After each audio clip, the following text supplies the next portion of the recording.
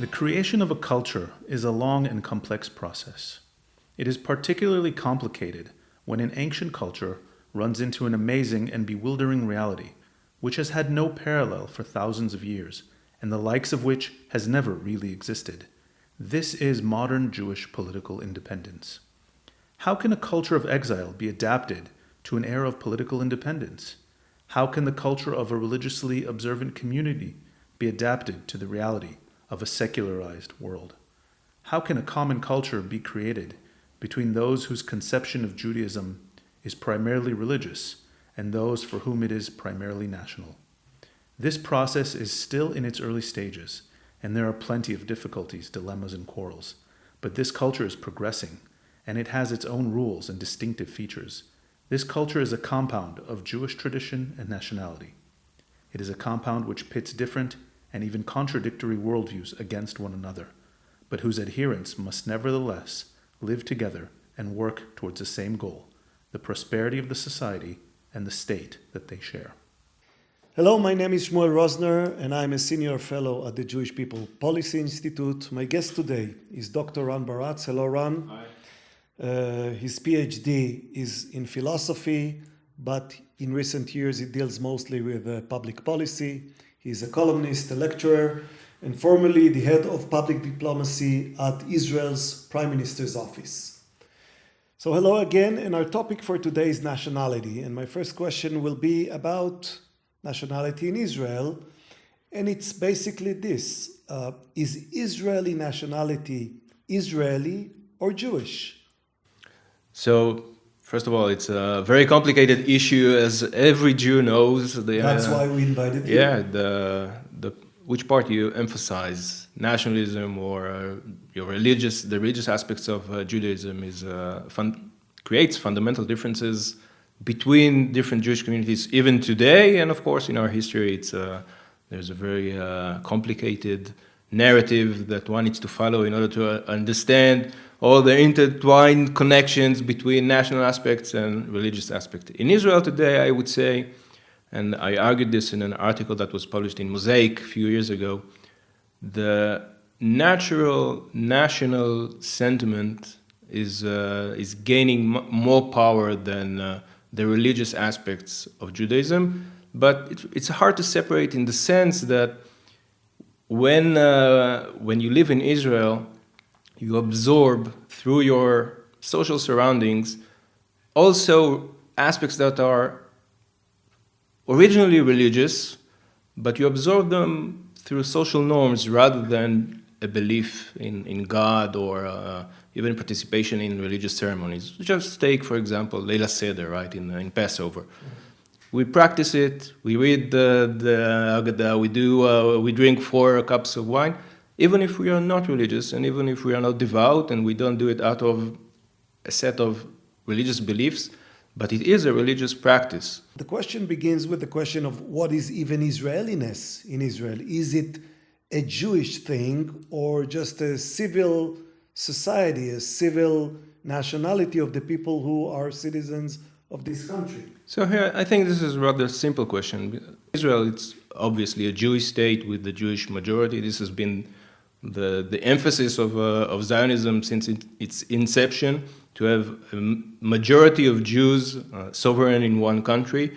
And this has been sustained, and although it is true that we have a large percentage of minorities, 20% is only Arabs, you have a few percent of additional minorities. But the difference between I would say it's very hard.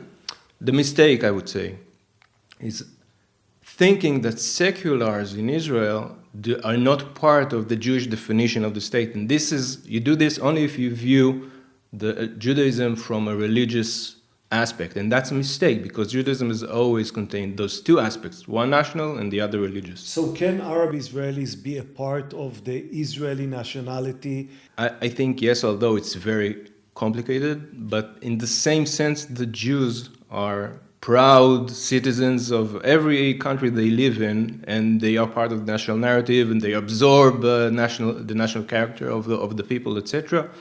Arabs in Israel assimilate to a Jewish state without becoming Jews, just as much as Jews assimilate other practices and norms in other nationalities that they live in, while still remaining their Jewishness. So, if I understand you correctly, what you think is the more complicated question is the question among Jews whether they can accept Judaism not as a religion, but rather as a nationality or a culture or something in between. Yes, I think so. Let me just touch on the complication of the Jewish history. If we look at the ancient times, most nations had their own religion or at least set of religious beliefs. This was commonplace. Okay, you look, the Bible even describes the world as such. But Jews, unlike all those ancient nations, survived, and they did so by retaining their set of religious beliefs. They encapsulated the national aspects of Jewish existence through religious participation in religious Jewish communities and practices. So, if I understand you correctly, are you arguing that in Judaism, religion is merely a tool by which to preserve nationality when the nation doesn't have a land? Because it's not intentional, it's hard to describe the process. As a tool. But we have examples of hundreds of tribes and peoples that were exiled. And no one survived, they all assimilated. What the Jews were able to do was find this capsule in which they maintained their identity and fought assimilation. However, once we came back to Israel, once the Zionist project succeeded, much of the processes that relate to all other peoples take place. Now it's a different kind of capsule. It's a national capsule. Assimilation now is not a threat. Assimilation is a promise. This is what Arabs assimilate to a Jewish culture. They know the Jewish holidays. They speak Hebrew. They can read the Bible better than most Jews in the diaspora, right?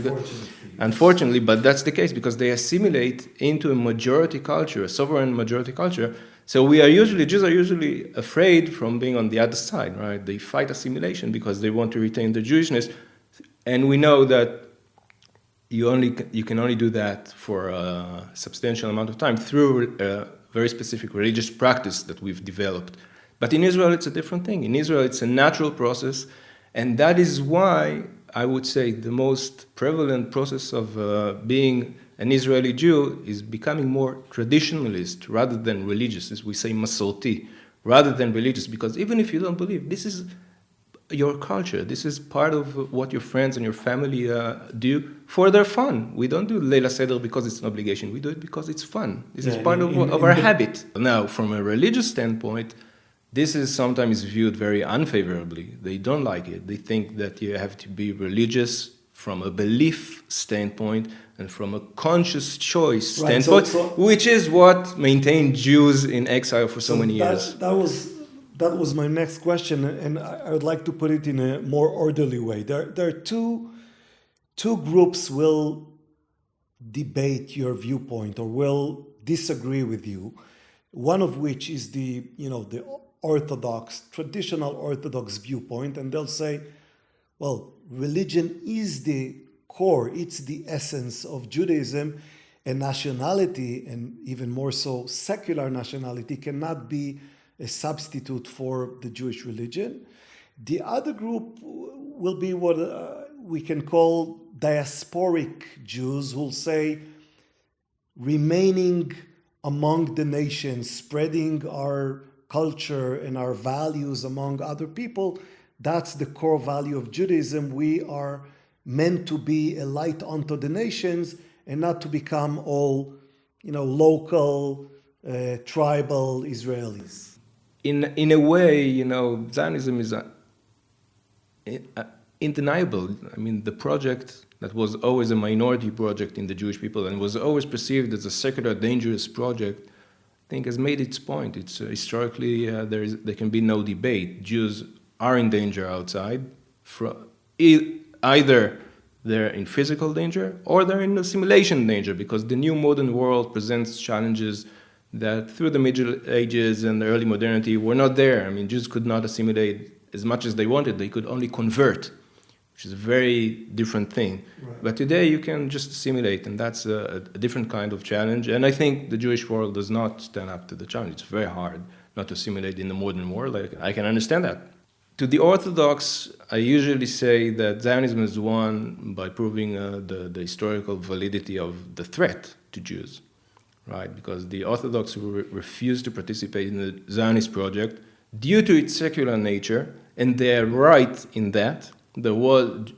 Zionism was a secular project because it was perceived as a threat to the religious aspects of Judaism. And there are wonderful quotes that I give when I lecture about the history of Zionism.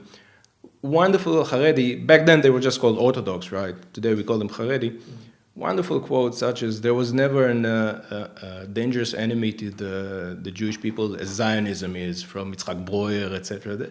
Wonderful, or the Jews, the Zionists want to put Jews in a modern Inquisition, stuff like that. And you can see how they perceived Zionism as the main enemy of the Jewish people, and of course this is prior to the horrors of the Holocaust. Yeah.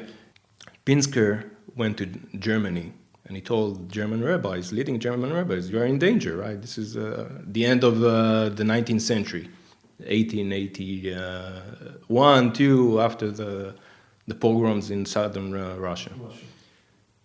And he said, what are you talking about? Things have never been better for Jews.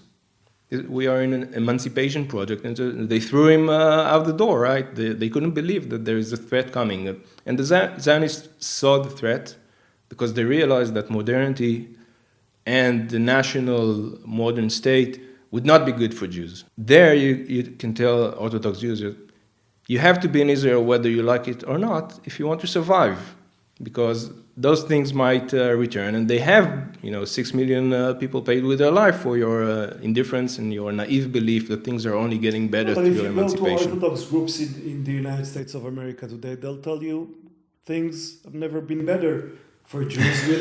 We live in a great country. America is different. This is not 20th century Europe. It's different. It was founded on different ideals, and hence we are protected here, and the Orthodox in America are not assimilating, so why not? So they're American nationalists. So, that's a reasonable choice, but it's very strange to me that a Jew would rather be an American nationalist, which America is a secular modern state, rather than live in Israel, which is also a secular modern state, but it respects your Shabbat, your Yom Kippur, your Passover, right? It's much easier to live here if you're a Jew. So you basically say even if you choose to be the kind of Jew who observe orthodoxy, it's better to do it in Israel than in any other place. Of course, it's much easier, and of course the main issue for American Jews is education. If you want Jewish education, it's very expensive, because if you're in a minority culture and you need a very strong educational system, it costs a lot. Here you have so many children, the costs are pooled for the community. And what about the counter argument, the one that says we Jews, we have values to sell to the world, we have values that we need to spread around. Okay, so I'm coming to that. Okay. So here, again, I view it from the perspective of the conflict with Zionism, right? And this is why I also call it reform, because it's mostly from the reform movement that this kind of idea that actually Judaism is about exile. It's about spreading our word to the nations through our being there. And of course, and they opposed Zionism from its inception, and they opposed the First Congress in 1897 and the Balfour Declaration in 1917. And only after the Holocaust they accepted the need for a Jewish state. But I would say it was still not from a change in their perspective, rather from a tragic sense of what happened, what occurred to the Jewish people by the Nazis and their allies. They saw it as a necessity, not as an ideal. Exactly. But I think what happened was, in time they understood that fighting the national aspect of Judaism, which is something they did deliberately, consciously, ideologically, so Judaism is a religion. I think in time what mostly American Jews realized is that without the national aspect, without the sense of it, Israel has become such a major project, and it is so central in Jewish identity wherever you are. So it has become so central that fighting the national aspect of Judaism actually backfires.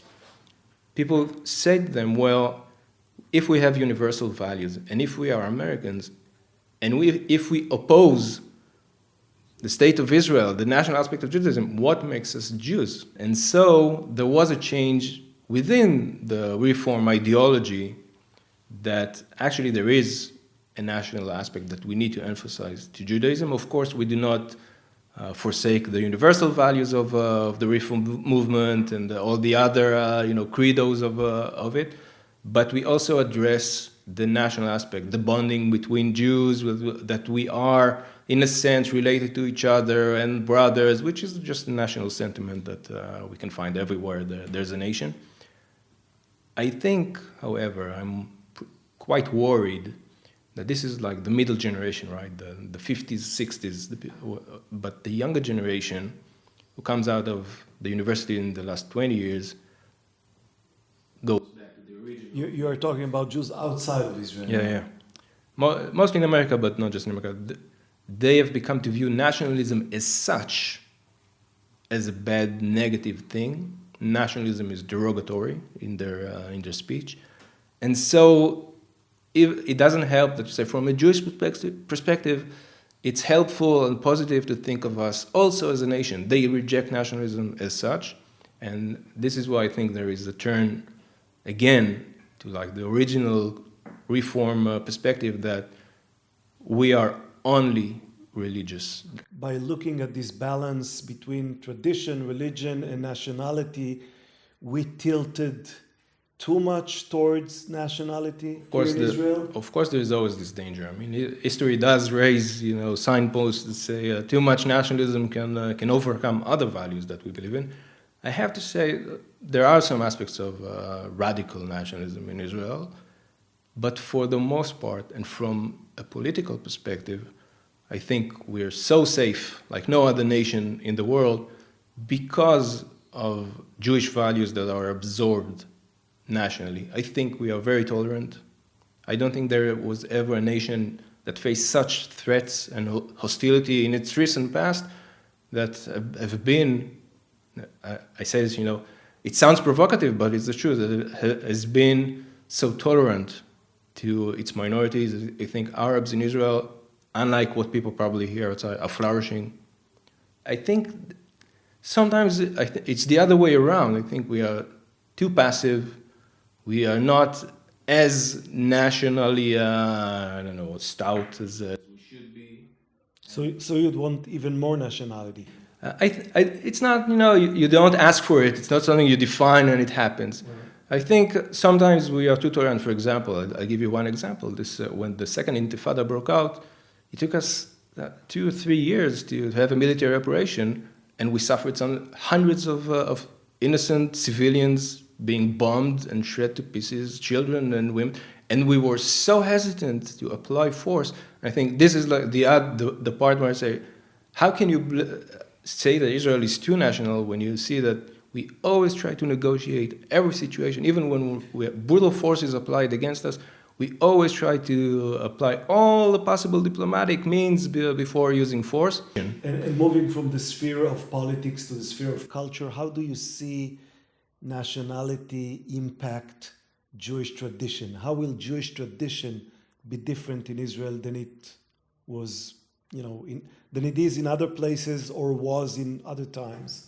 So, from a Reform American perspective, or conservative, doesn't matter, from an exile perspective, as you like to say, it will be more orthodox than people would expect, because what we have here is what's been termed secular orthodoxy. Meaning, not that secular is an orthodoxy, but the seculars, when they want to participate in something religious, they do it in an orthodox manner, right? I got married, I'm secular in a religious definition, but of course I had my bar mitzvah, I got married with an Orthodox rabbi, when I will die they will say Kaddish in the traditional sense, and everything will be very Orthodox, but that's only because I don't have to live in an Orthodox community in order to do the religious practices I want orthodoxically. So my life is the easiest, right? I mean, if I had been in exile, I would probably assimilate and lose my We do see Israelis who now prefer not to use the offices of the rabbinate because of their dislike of the rabbinate. And we see people who prefer to go to a Purim celebration in a synagogue when they can sit men and women together. So there, of course, and I also prefer that. That of course it's nice, but much of it is a more political protest rather than a religious protest. Meaning they are not looking for a different religion; they are looking for a different role the religion plays in the state. And I agree with that. I sympathize with that completely. And also, of course, there are things in Orthodoxy that I don't like. But this is why I only engage Orthodoxy when I want to. And this is the privilege I have that a Jew in exile does not. Because a Jew in exile, if he will do what I do, he will just lose his grip on Jewish, social life, Jewish practice, etc. So but in Israel, it's all around me. Plug and play mentality. You don't think that works elsewhere, but you think it does work in Israel. It works perfectly here. Israel is considered one of the most religious states. Empirically, it's not true. But people think of Israel as very religious, but we have more than, I don't know what your recent study has shown, but something like 44% who define themselves as secular. So some of that is shifted to secular Masorti, right? Secular traditions like I do. But secular is by far the biggest group, and still Israel is considered very religious. And I think it's this plug and play that allows us to feel connected to the even religious aspects of our Judaism, while we fully participate in our national aspect of Judaism through political participation, army service, just holidays, family life, communal life, in which we view ourselves as Jews, and then we plug and play to the religious aspects whenever we feel like when our son is born, when we get married, etc., when it's important to us to apply to our customs, to our heritage, then we plug and play, and I think it works amazingly well. Last question. 50 years down the road, if we survive the geopolitical challenges, Iran and the Middle East, what is the cultural challenge that we need to think about? Culturally, I think Israel, 1,000 years from now, historians will look back, and the most interesting thing about the Jewish people that they will find is this state right now. We are now cultivating a Jewish culture that is new, and there is no country in the world, maybe I will end with this. The West has stopped liking children. They just don't make children. I mean, it's amazing. The stats are amazing. There is no Western state that is above replacement rate, which is 2.1. None.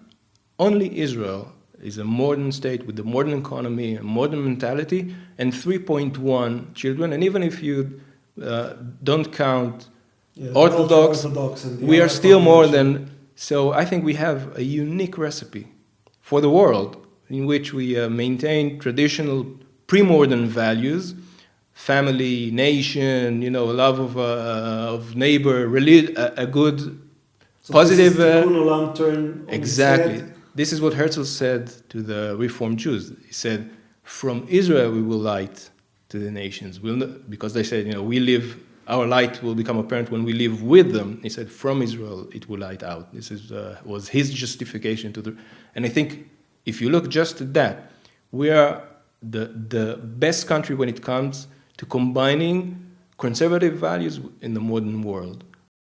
Dr. Anbaratz, there is no better point at which to end our conversation. Thank you for coming. It's been my pleasure. Thank you.